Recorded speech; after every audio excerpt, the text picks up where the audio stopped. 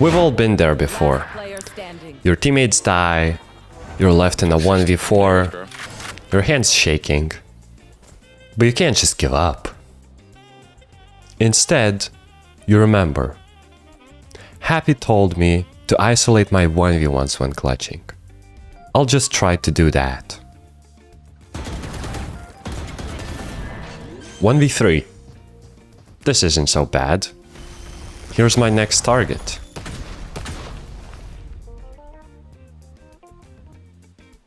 But now he knows that I want to fight him. Maybe there's someone else who's a little less patient.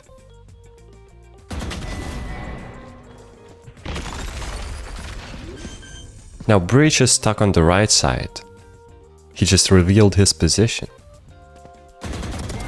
And nobody helped Breach, which means that the last guy must be in main, trying to catch a timing. Nice. Good shit, bro. Hello everyone who's watching, my name is Happy. I am an immortal coach, and in this series I am playing the newest character, Mix, and I'm breaking down the plays that are currently getting me to immortal with the newest character. And one more thing, if you're tired of improving your aim constantly and it never gives you any results, I suggest you click the first link in the description where I teach how to rank up only using your game sense and preparation for your character. Let's begin the video. On split I started throwing this little bit of an interesting smoke on B heaven, which kinda helps us create this nice little crossfire. They have to worry about the side if they peek, they also have to worry about heaven. As we can see, we completely demolished this Dejo who tried to punish me. In everyone's mind, it's like, oh, there's a stun. In my mind, there's a stun every second. And in between those seconds, I have a timing. Now there's nothing else really for me to play off of, like they have heaven control, they know that I'm in there trying to do weird funky stuff, so I back off. Two of my teammates are locking down B. I mean, look, one guy has main, another guy has backside, so I push up a main to protect A from a weird angle. But now I can see that they're actually committing on my team, so I have to rotate. Just because we repositioned immediately, we don't even have to take a 50-50, we just get a 100-0. My goal in this position was to ult the Raze, which we just saw on the left side of the cubby, and then stun her. But because she's running away, I cannot stun her. Spike planted.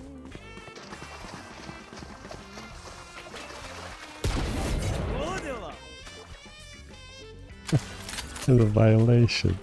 Here smoking main is also fine, but I smoke side to isolate the right side guy and the smoke. Like I can stun the smoke, so it's fine. So I go for the stun on the right side. And I almost get a free kill again, but I get ulted by enemy Mix and I'm just cooked. But it's okay, we won that round. Most people would never even get themselves into this position because they would have already panicked and peeked and died for free. But because we are in slightly higher ranks, me and Fade are trying to play together, as you can see. As soon as my Fade gets shot from the left side, I can trade her. If somebody peeks elbow, we can 2v1 and Fade can trade me.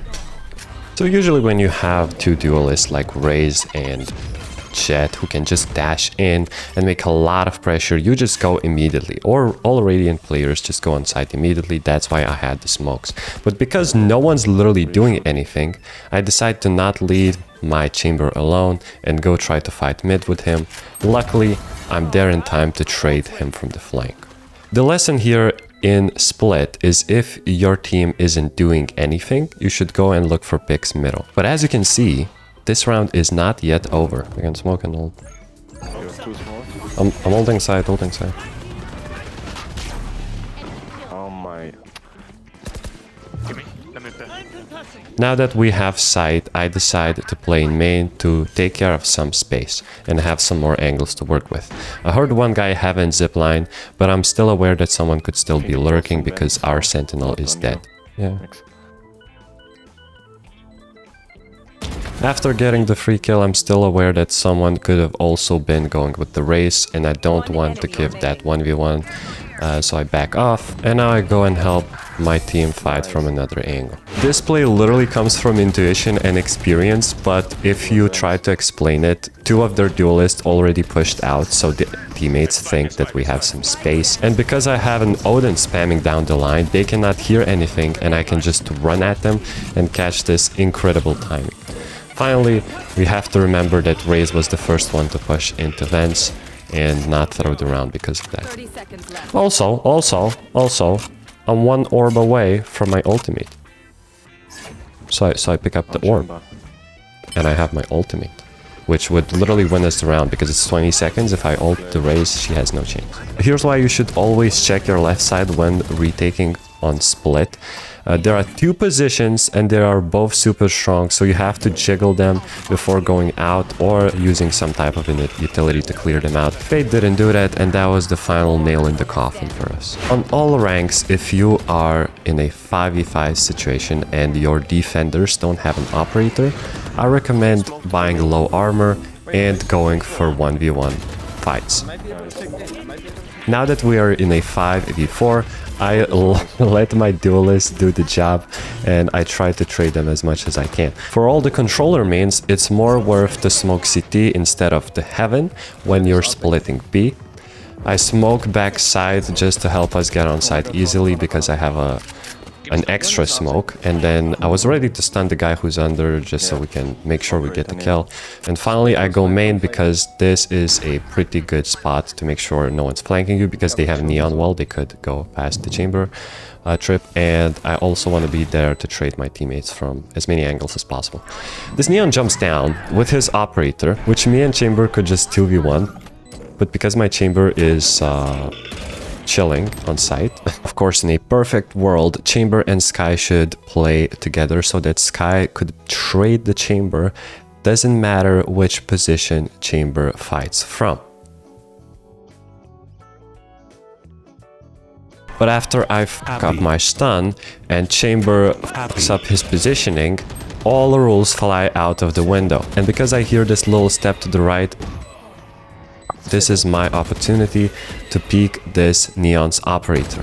I'm assuming that most of you gamers know that having an angle advantage is considered nice in video games because you can see the enemy first. What you don't realize is how much the advantage rises when you have an operator. Now here's an example of the best angle you can hold. Usually those angles are accompanied by side tunnels and even walls that are opening up like this. So if you're holding an angle like this, the enemy cannot do anything about it, because if he goes on an angle, he peeks on an angle, he dies. If he swings through an angle, he swings you all together. So that was an example of the strongest operator positions. This for Neon is super strong because if I jiggle, I cannot even see the Neon. If I swing, she has time to react. But whenever she steps to the left, look at how terrible this holding becomes. Now I could even crouch and slowly peek this Neon until I see his little tube and spam the shit out of him. I can also jiggle, I can swing, I can come up close. So that's why this little sound cue that she was running to the right made me peek her. As I said, all the rules fly out of the window. So if you have even a slight advantage on peeking, you should fight now. My advantage was the sky flash that you just keep hearing over and over again while watching the clip. I can see on the side of my screen that the sky flashed my teammate, which means that the flash was good, but she barely missed me. I expect her to push my teammate, so I swing. And the smoke is in case Neon is pushing me from behind, and it gives less like 1 or 2 extra seconds so I don't get shot from behind. And I can still trade my teammate in case she peeks left side. And a goofy clip to end the video. 120. 120. What the fuck? Dude, just chill. What the f...